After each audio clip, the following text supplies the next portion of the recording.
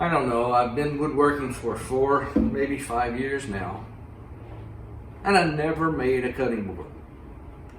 I don't know why. I mean, can I be called a woodworker if I've never made a cutting board? I mean, it just never really appealed to me. I said, all it is a couple of sticks of lumber put together and glued up, cut them out, mixed up. Didn't seem to be a challenge.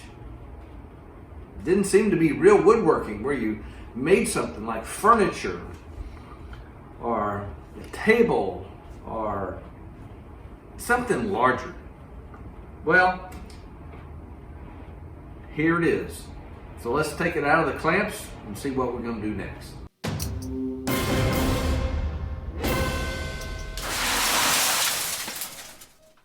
So after I take the piece out of the clamps, I run it through the thickness planer, and then I put it on the drum sander.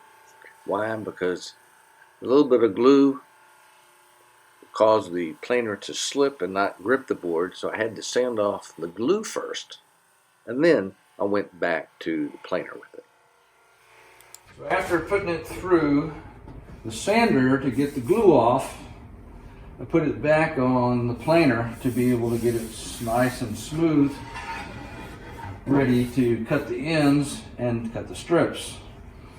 So this end grain is really what I'm after, because this sapele or whatever I have here has wonderful end grain direction, light and dark, that I'm trying to accentuate on the top.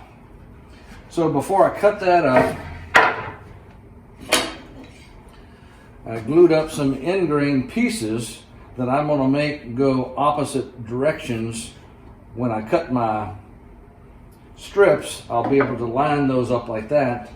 So now I got to put a straight edge on here and be able to cut this in small little strips of 1/8 of an inch to be able to fit in between. We'll see if I can do that. So to cut the thin strips and to get the maximum usage out of the little bit of wood, I took off my regular blade and put in the thin kerf blade so I could cut this. So one smooth cut and then one strip, and then cut the other in half to be able to get 2 strips that are close to the same size.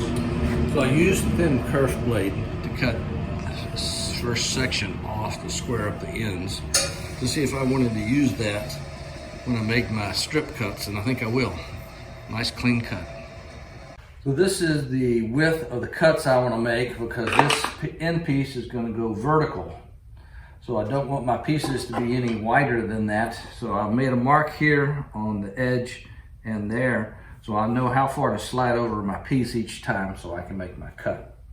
So I used my thin kerf blade to cut my board into strips about 1 1/8 to 1 1/4 inch thick. I got about 12 or 13 pieces out of this board. All right, so let's see what sort of pattern we got when we turn these guys over.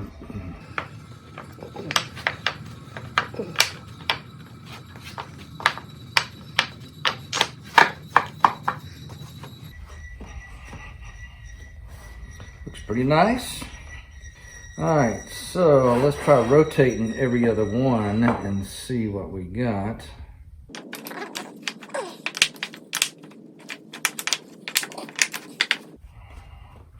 So it changes our center. Whoops, looks like we got that one rotated wrong. There we go. That makes for a nice pattern. Had these 3 strips, and I wanted to put those in here. So you got 1, 2, 3, 4, 5, 6, 7, 8, 9, 10, 11, 12, 13.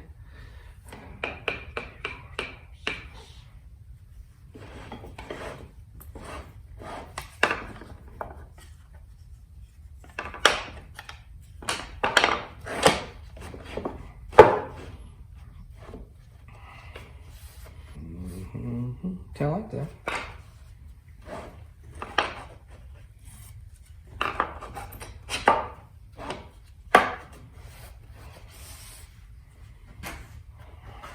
All right, so this pattern would look better if I take off one of those and then have even number of boards, about 12. But if I wanted to make it longer, I would probably take this guy out and just have that center stripe in there. I think an odd number looks better. So with the important decisions of the economy being made, I proceeded to give it a glue bath to be able to get all the pieces nice and soaked with glue to make sure we can get them to stick together and turn them on in so we have the nice end grain pointing up for our glue up. Then of course you clamp the dickens out of it. You get every clamp in your shop and you put them all on there to be able to get it nice and tight so it'll stick together and last forever. So this is the board after I've squared it up, took it all the glue off, sanded it all, ran it umpteen million times through the sander, and then routed the edge to make it nice and smooth, and then sanded the burn marks from the edge. I'm not going to show you all that because I know you're expecting to take a nap during that. But I get bored of that, and I don't want to be able to put everybody to sleep. So let's show you the spots that make it pop. And that's putting the oil beeswax on it. Look at that grain. Boy, this is where Matt Cremona would just go into orgasm talking about all the end grain and crotch figure. Oh, we love it so well. That's the epitome of being completely absorbed in woodworking and wood. That's the reason why I think you make cutting boards, just for that reason alone. It's a completely different color. Mm-hmm. You know, it's bringing out the real colors. And of course, the obligatory beauty shots. Just look at that grain. It's fabulous. Well, now that I've finished my cutting board, I guess you can say I've earned my woodworker's badge or my woodworker's card. It's one of those things you would go through the process to try to determine really what makes a woodworker.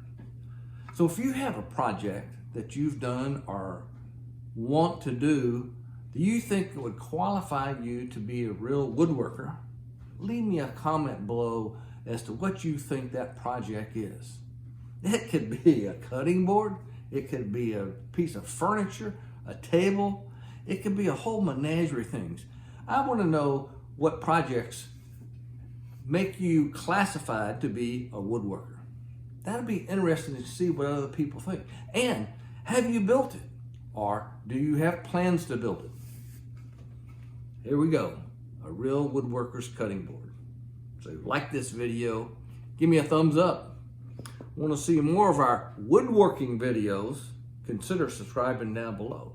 And as usual, come back and see me real soon. Yeah.